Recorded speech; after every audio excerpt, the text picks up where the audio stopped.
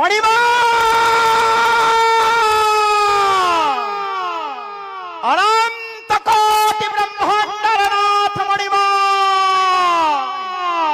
अनाथ बंधु हरि मोनाथ जगन्नाथ मणिमा